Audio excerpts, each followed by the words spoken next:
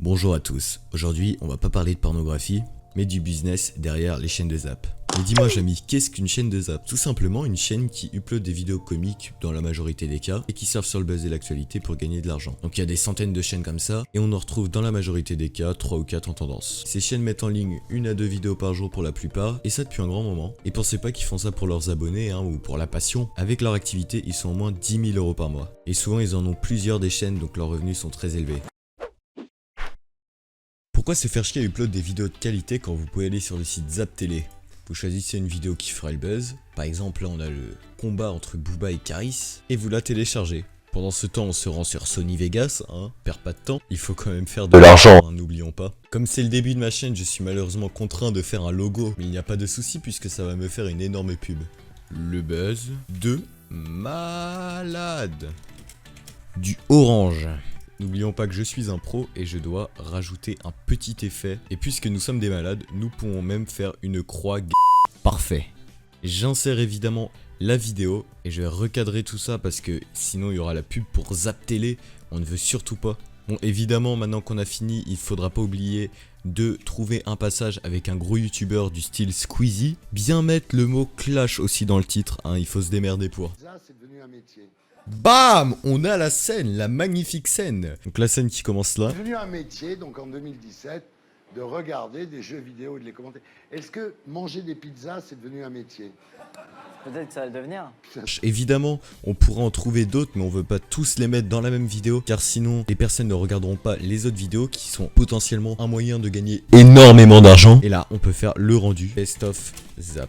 Voilà, pour qu'ils croient que c'est de la qualité, alors que pas du tout, c'est vraiment une vidéo nulle, et là on peut faire le rendu. Je veux nager sur une tonne de billets, m'endormir sur des liasses de 50.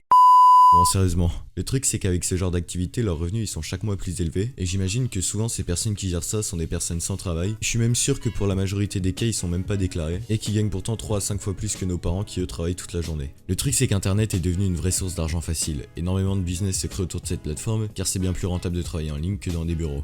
Mais bon, à ce niveau-là, c'est plus de l'argent facile. Je pense que vous imaginez que les 35 heures par semaine ne sont pas du tout respectées. N'allez pas me dire que faire une vidéo comme ça prend 7 heures par jour. Et pourtant, on dépasse largement le salaire minimum qu'on peut toucher en travaillant. Aujourd'hui, je m'adresse aux chaînes de Zap parce que c'est un des moyens les plus rentables sur internet, mais certaines sources gagnent de l'argent en arnaquant. Après tout, eux ne font que réintégrer le Zap sur internet, comme on pouvait voir à la télé à l'époque, mais de manière différente. Ce qui m'énerve, c'est que c'est trop facile. Il suffit juste d'avoir le buzz et YouTube se chargera de vous répertorier. Avec un peu de chance, tu te fais connaître ta chaîne et puis tu gagnes un SMIC sans prise de tête. Alors certes, ce n'est que de l'argent, mais je trouve ça vraiment con de pouvoir faire autant en faisant en même temps si peu. Comme je l'ai montré juste avant, c'est vraiment pas dur de trouver une vidéo à buzz et de la mettre sous forme de zap et d'upload. Surtout par rapport à l'argent qu'il y a derrière. D'ailleurs, des centaines de sites en upload chaque jour et il y a juste à compiler.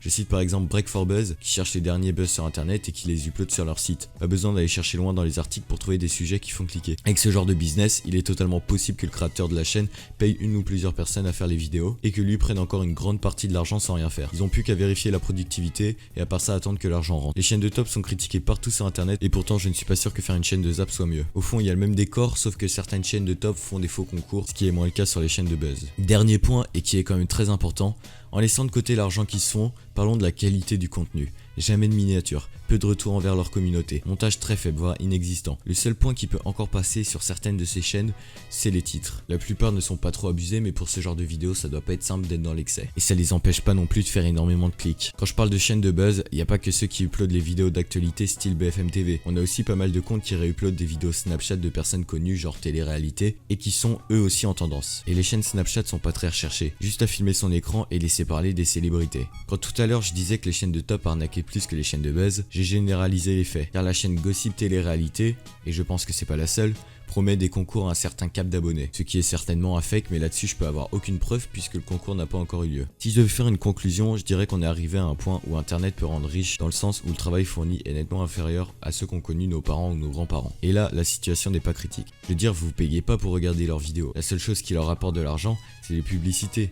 Mais le problème, c'est que pendant que ces chaînes se référencent sur YouTube, les plus petites chaînes, comme moi, ils ont de leur mieux pour plaire à leur communauté, sont complètement mises à l'écart. Et je suis quasiment sûr qu'il y a plein de petites chaînes avec de très bonnes vidéos qui ont arrêté car ils n'avaient aucune visibilité sur internet. Les chaînes de buzz, eux, en plus de se faire des milliers, ont toujours beaucoup plus d'abonnés car ils sont plus actifs et font forcément plus de vues que les autres. Sans parler du watch time, alors qu'est-ce que le watch time? C'est tout simplement le temps que le spectateur reste sur la vidéo.